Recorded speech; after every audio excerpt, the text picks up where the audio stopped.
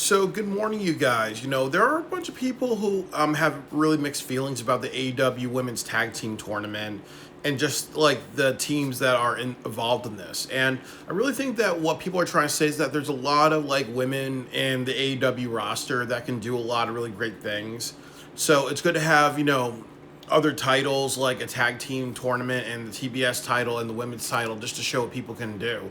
Like with WWE, they have a lot of people on their roster now. So obviously, when you have a women's intercontinental, a women's United States, a women's tag team, or things like that, it's good because it allows, for more utilization of the whole roster. And I've said it really clearly that the goal for AEW is to sell out Wembley Stadium. So it's almost like, now you really want to build all your divisions, make all your divisions really strong, but it's almost like how is AEW going to be successful with this, throughout the year, really. And definitely the women's tag team division is a little questionable. So I want to talk about everybody in the tournament, and I'm going to give you my thoughts and concerns about this. That the first thing that happened was you have Queen Aminata versus Jamie Hayter. Like, I'm very happy to see Queen Aminata because she's been on the roster for like over a year. And I remember last January, like she's been on the roster for like maybe almost 2 years. And I was like, who the hell is Queen Aminata? Like, I felt kind of like, it felt a little out there. And she's kind of really proven herself, really. I'm not a fan of that move where she just grabs people's heads and rams it into her butt because it gets to that, comedy shit.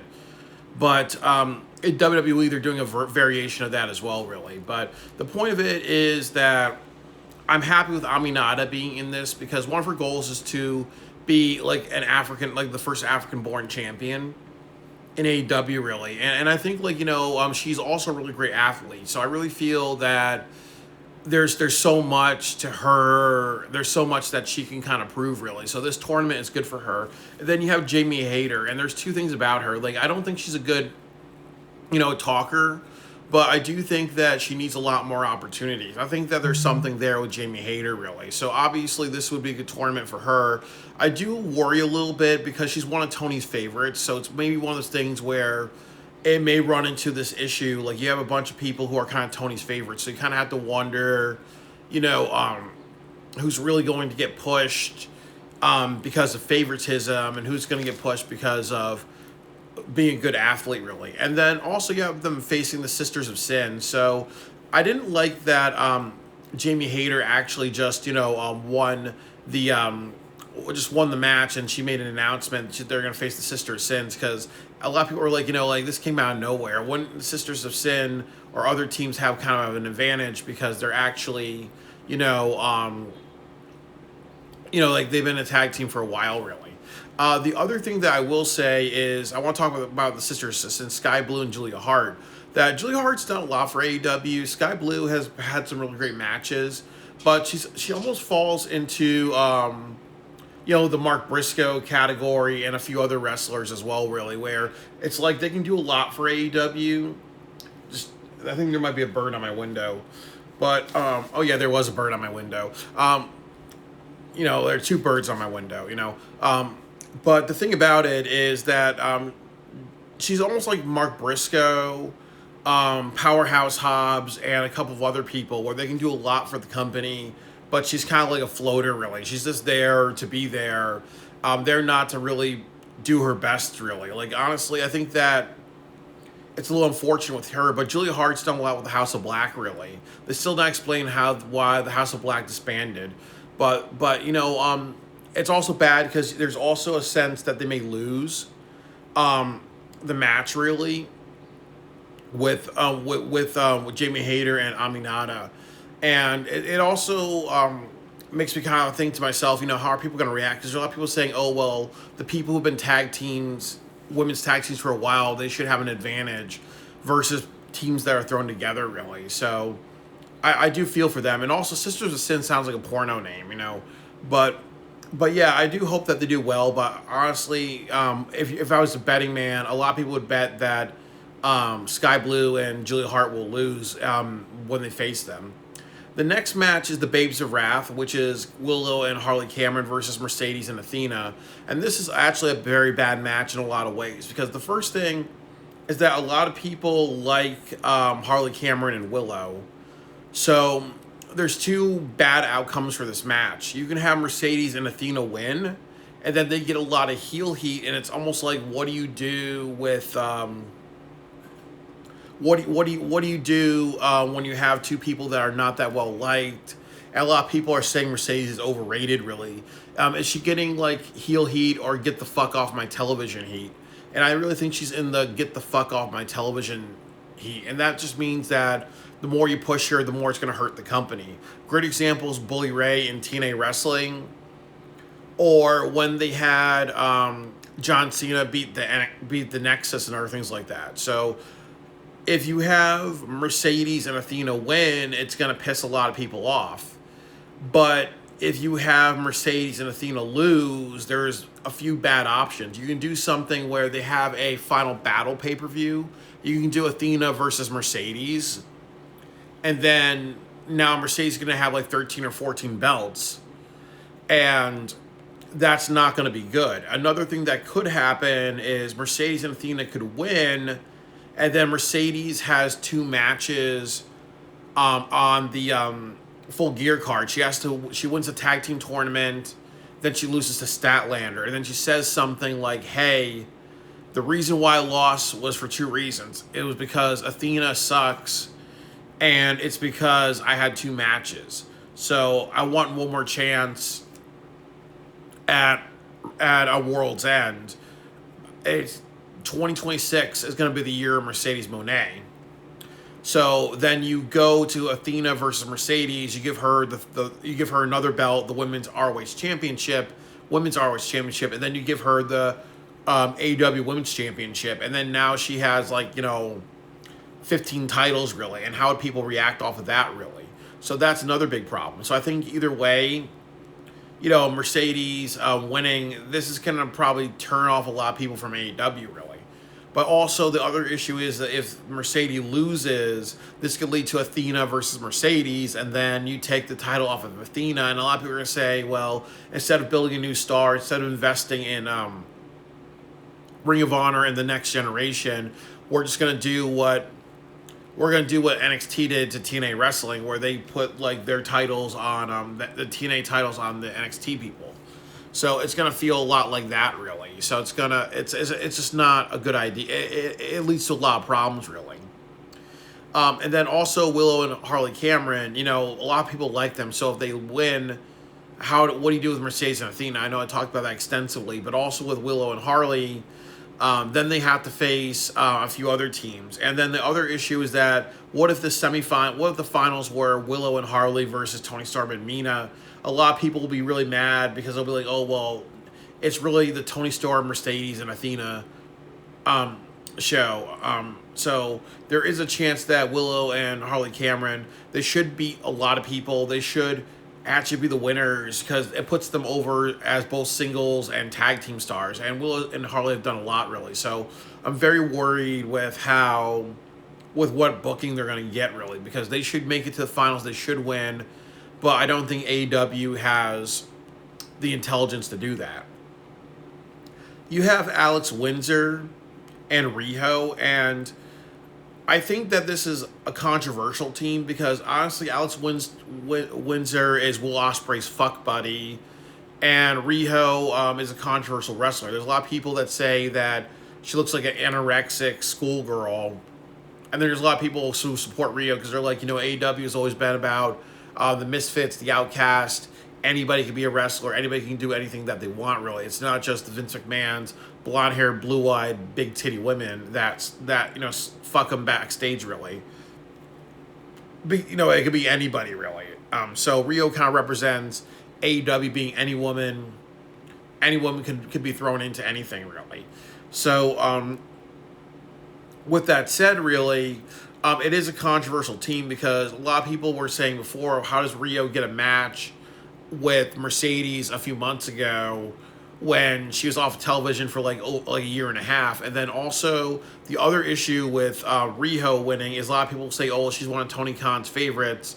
Oh, she's Kenny Omega's favorite. And that's one of the reasons why she won the AEW Women's Championship first instead of will instead of Nyla Rose, who should have won it first because she looked like a force of nature, really. So a lot of people will look at this and say, maybe Windsor and Rio were winning because it's Will Ospreay's fuck buddy, and then it's also Riho, which is speculated to be Kenny Omega's fuck buddy. So there's a lot of nepotism. There's a lot of people will say, oh well, it's favoritism, and then there's also Tony Storm and Mina Shirakawa. So this is another problem too, because a lot of people will say, oh well,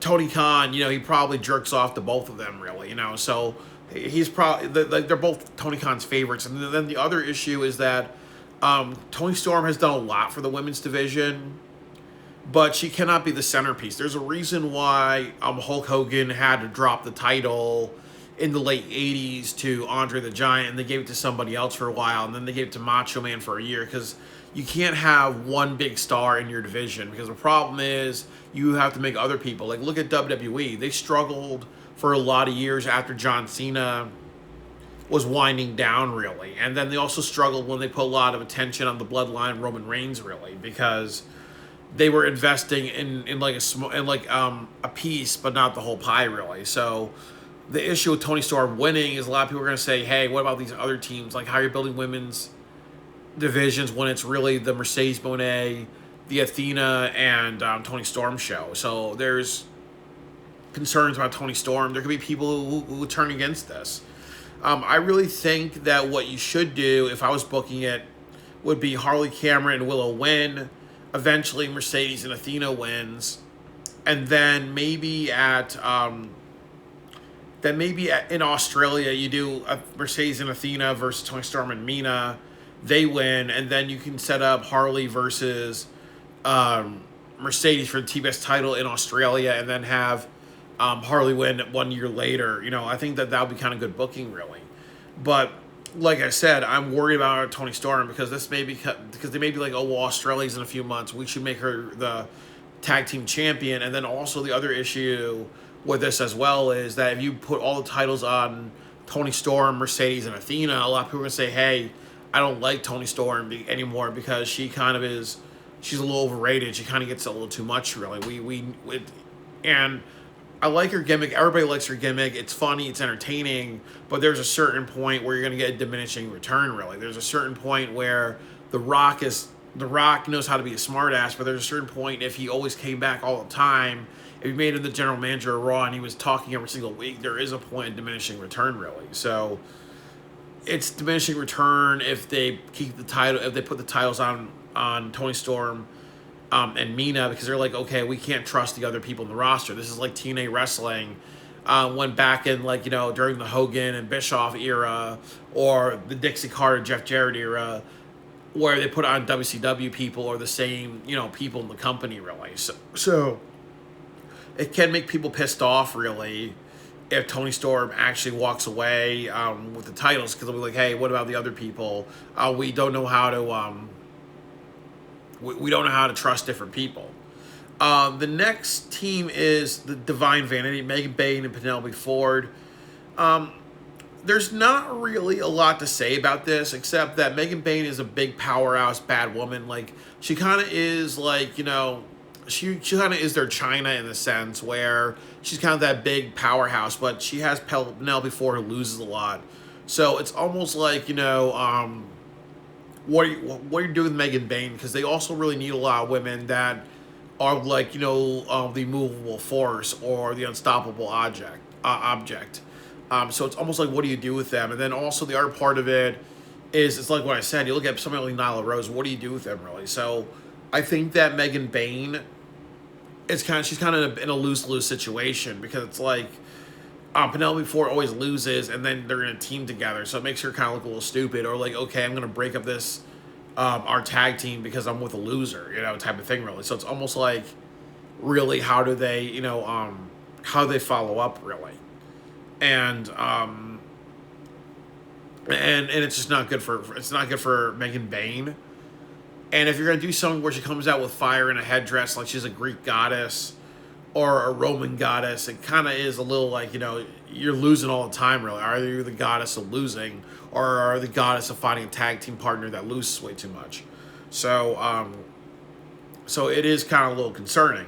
The next thing is you have Ty J, and this is also a lose-lose in a way too, really, because the problem with Ty J is two things. That they are a tag team, and there are two problems with them. I think that they would be better if they joined LFI because Sammy Guevara's in it. So wouldn't it make sense that he has his wife in it as well? Because you could do, you could kind of make them bad guys as well that way. There could be something. You could add a dimension to that. And then the other part of it is that they've been wrestling. They've worked really hard. They've had some really brutal, badass type of matches, really. So it's almost like, what's going to happen if you have Ty J lose? Because you're going to say, okay, well, two people who've been together, two people who really deserve it. Because really the people who deserve it the most are Ty J, Babes of Wrath, and Sisters of Sin. It should be one of those three teams, really. And as I said before, and I'll say it again, I think it should be either Ty J or Willow and Harley. It should be one of those two teams, really. But I really think that my prediction, I really think that they're not going to get that far when it does a lot to make them go that far. It makes them, to make them overcome the odds, really. It does a lot. I really think that there's a lot of story within it. Like, as I said, if I was booking, and I don't think I'll talk about this too, like if I was booking, I would do something where you would have the Babes of Wrath beat Mercedes and Athena. You set up Mercedes versus Athena at the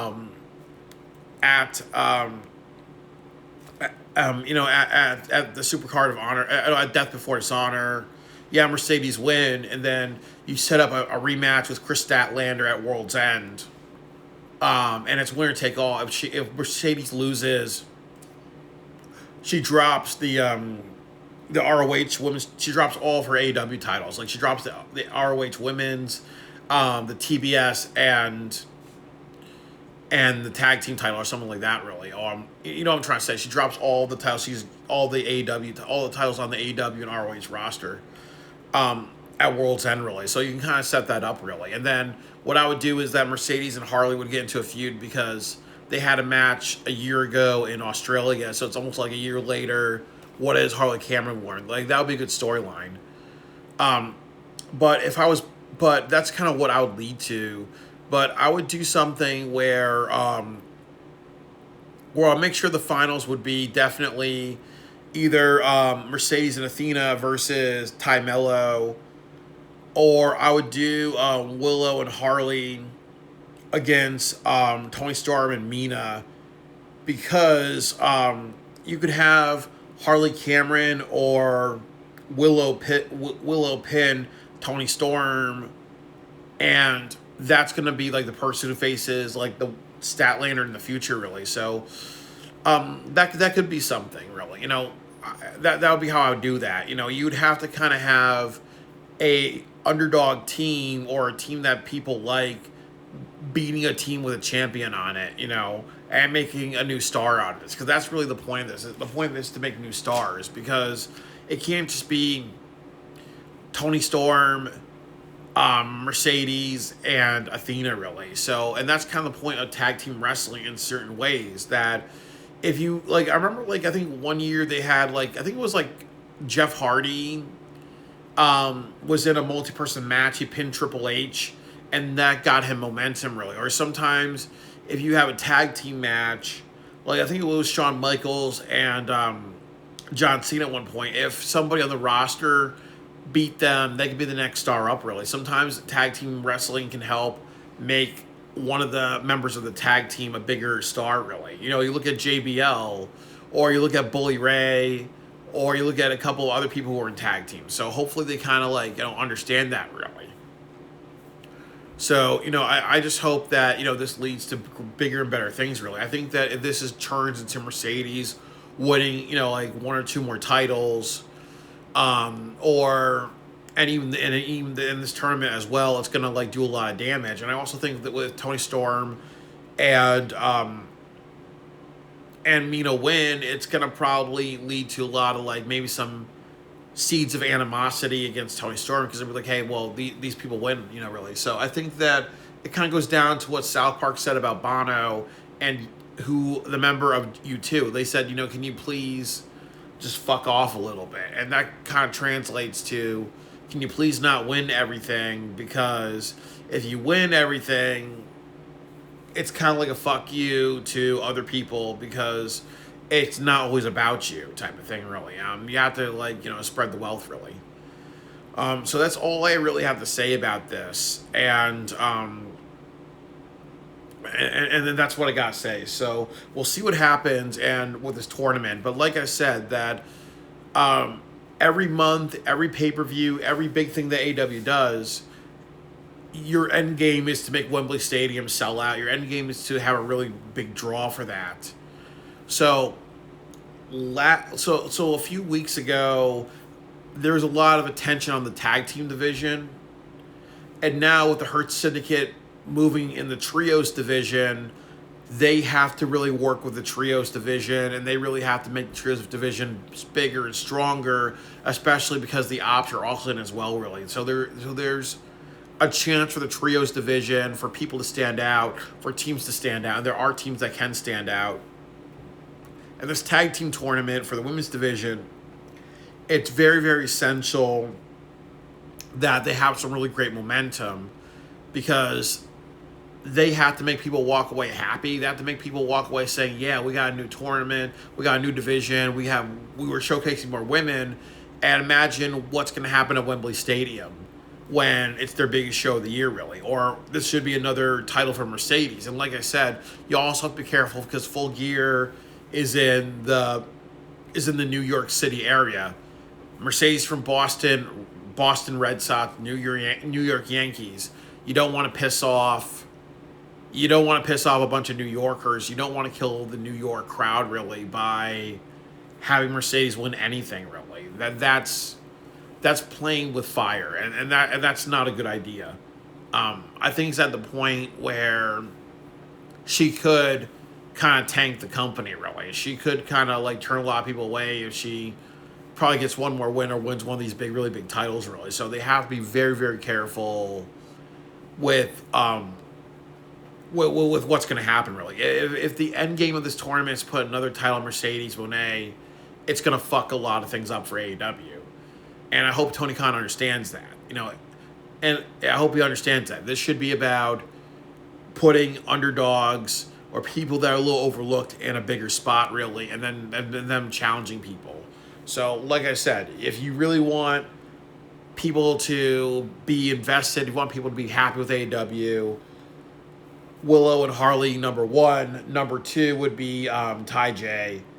And number three would be Sky Blue and Julia Hart. And then you got to ask yourself, another controversy of this tournament, how are you going to tie in Blood and Guts, the women's Blood and Guts match, which is in 3 weeks, So that's another maybe talking point video I should do.